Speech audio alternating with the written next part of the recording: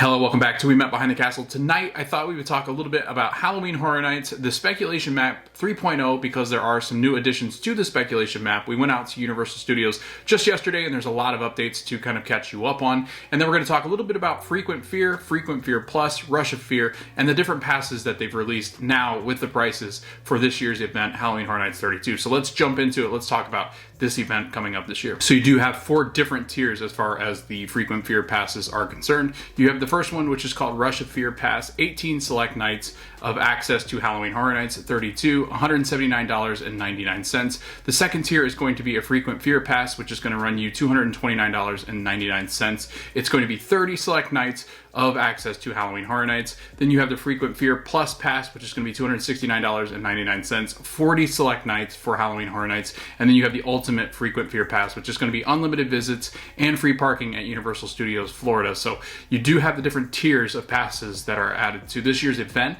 Now, there are different ways that you can kind of manipulate these to kind of fit the needs that you need. So Rush of Fear Pass is going to be September, so September 1st through the 24th on those select nights, 18 nights that it does run. You can go to the events then. That last week in September does not and is not included in this pass, so just be aware of that as well. So you can buy that and then maybe buy a couple tickets in October. And by manipulate, I mean you can buy these different passes and then kind of fill in the nights. If you really want to save a little bit of money, you can buy another night in October if you really want to go in October. So that's one way that you can do it. Or you can buy the Frequent Fear Plus or Frequent Fear Pass, and they do have select nights that you can go to throughout the first month and a month and a half of the actual event itself. So let's talk a little bit about Frequent Fear Pass and the Frequent Fear Plus to kind of show you what the differences are between those two passes. So the first tier is actually the Rush of Fear Pass. So the Rush of Fear Pass is great for somebody that is first trying out this experience, going to the event for the first time, or you're coming in September and you just want to go to a couple of nights of Halloween Horror Nights. This is a great option for you. At $179.99,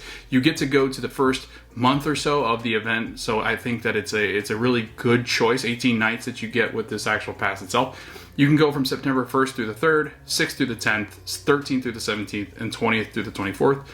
If you're looking to save some money, you're looking to experience this event without, I guess, higher crowds, higher wait times for the actual houses themselves, this is a great pass to buy. So I highly recommend doing the Rush of Fear if you are doing this for the first time, or you don't really want to plan on going in October when there's massive crowds at the event. Universal Studios did announce that they're actually going to extend the actual event itself. It goes from they've added the dates of November 1st through the 4th. So it now goes from September 1st all the way through November 4th. So there's 48 total nights that you can actually go to the event this year, which is a step up from obviously years past. They've never gone past October 31st. So it should be a lot of fun adding in those nights, because I think it'll kind of, I guess, alleviate some of the crowd levels that you'll kind of see towards the end of the event itself. And then maybe it helps out with October 31st, but Universal did add a couple of nights, so that's really exciting. So the Frequent Fear Pass is actually the second level. It's $229.99 plus tax. It actually gives you access to every Sunday through Friday of the event night, plus the first and last Saturdays of the actual event itself. You get total 40 nights included with this pass.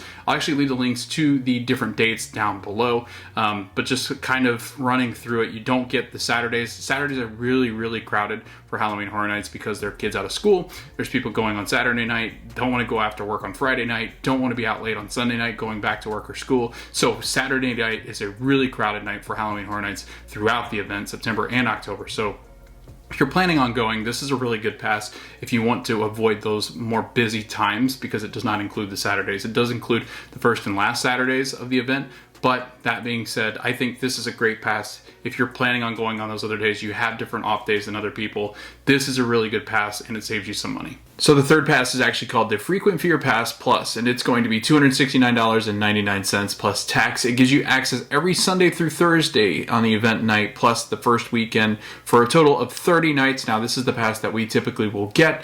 It does run you a higher price, obviously, than the last two tiers, but I think it's worth it if you want to go in September and October, because the nights that are blocked out are not the ones, or are the ones sorry, that you'd probably not want blocked out. So for instance, Halloween on October 31st, it has actually not blocked out. So you can actually go to the event if you have the Frequent Fear Plus Pass on Halloween. So I know a lot of people like to go on Halloween, and that's part of their celebration. So it's a lot of fun. I think I've never been on Halloween. I've heard it's very crowded. But also with these new dates coming, it gives you access the 1st through the 4th. So you're getting an extension of this event, and I think a lot of people will take advantage of that. It is the one that we'll end up buying for this year's event.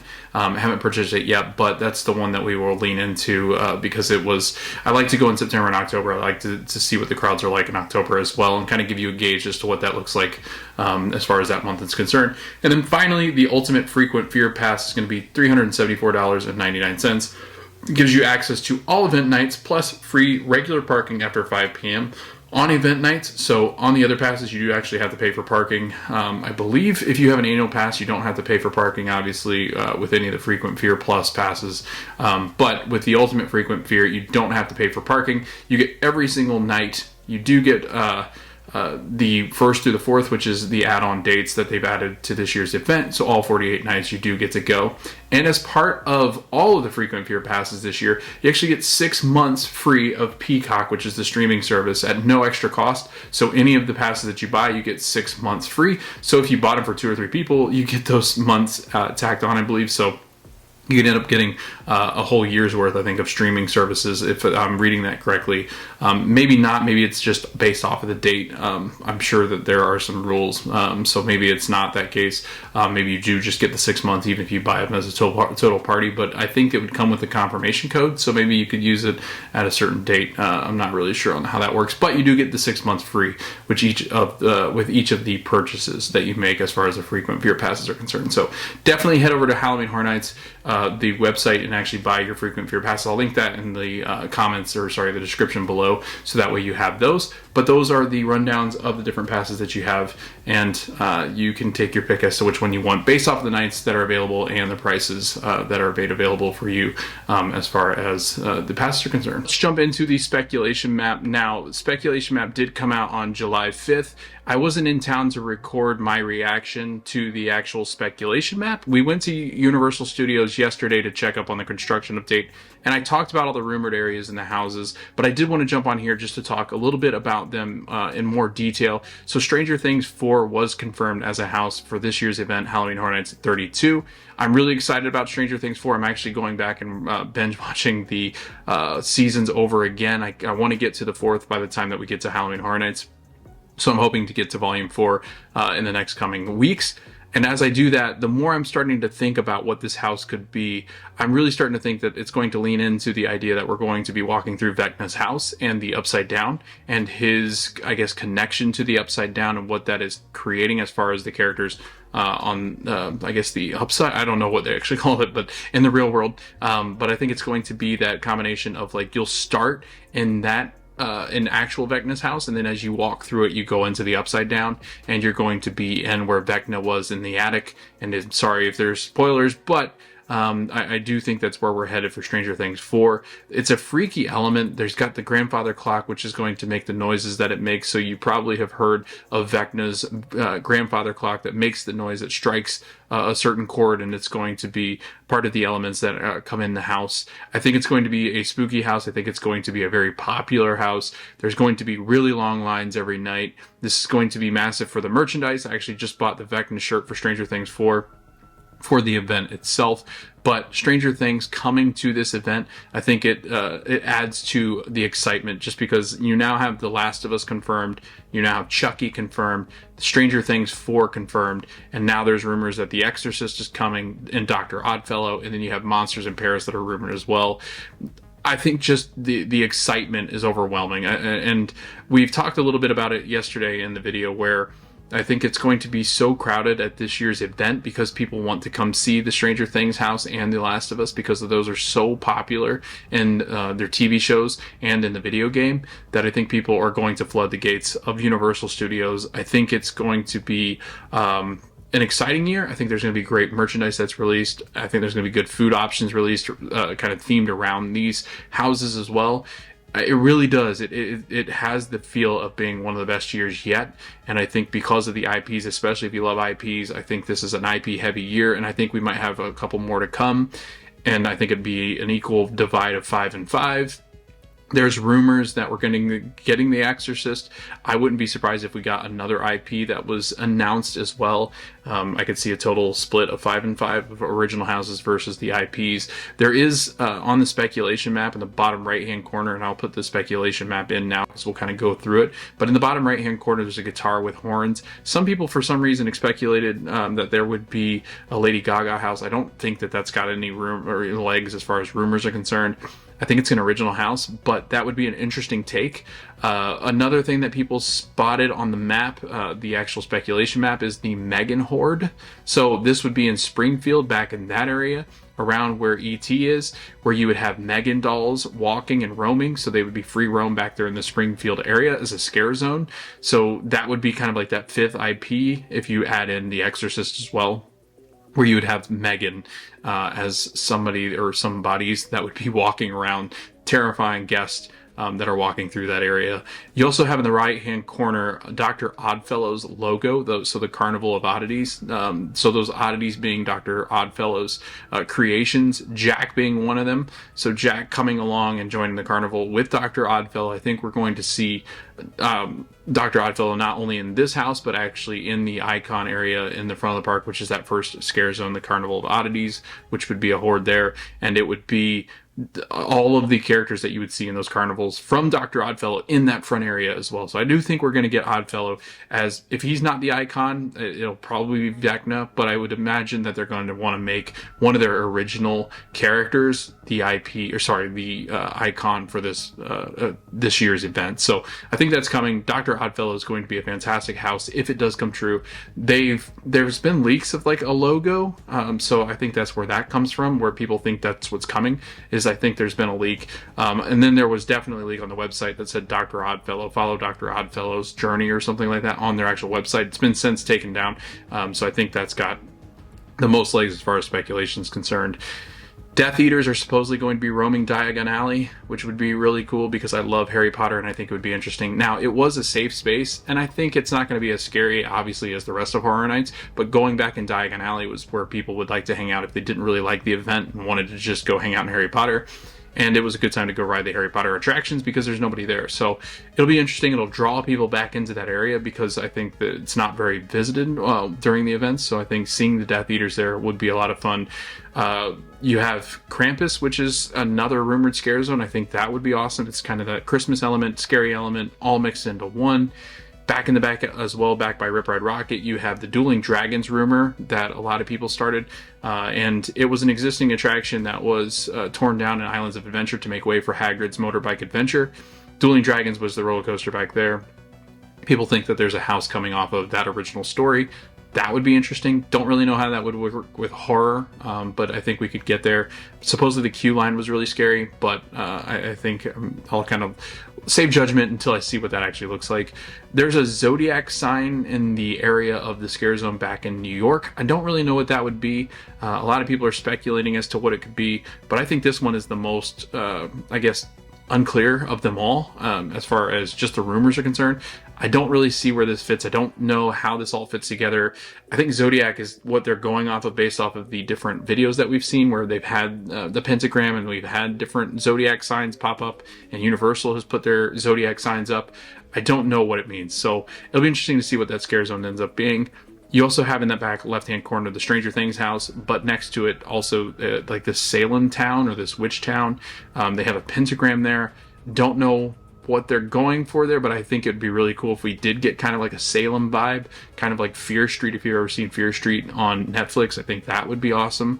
If they landed that IP, this thing would blow up just because of how popular that show was. I don't think that's where we're headed, but a Salem, like I guess a witch house, maybe a better rendition of what they did with Spirits of the Coven last year. I think this would be a great house as well. The Exorcist is scary. It's going to terrify everybody. it's just a scary movie in and of itself. The storylines that do exist with the different movies that they have for The Exorcist would be a lot of fun. And then the left-hand corner, down here in the bottom left-hand corner, is this big claw mark through trees. Some people relate it back to something in Japan. I don't really know what that monster would be. This would be awesome if it was like a Bigfoot or a werewolf or something like that. I don't know. But looking at this, it's very hard to kind of describe what this could actually be. It's just a big claw mark scratching through trees, as you can see. And then you have Vamp 69 as a scare zone and a Vamp show. So these would be hippies gone bad, like zombie hippies, whatever it might be. I think that would be an awesome scare zone. You go back in time into the 60s when you had a lot of the mass murders, a lot of serial killers. Like, this was a interesting time. It was a hippie time. It was hallucinations and loud music and rock, and it was very interesting time. And I think that would be kind of a cool scare zone to do. Jungle. So we actually went back into the Central Park area where last year where Scarecrow, like the Scarecrow, I forget what it's actually called, Curse Oil. So we actually went back into Curse Oil where it was last year in New York.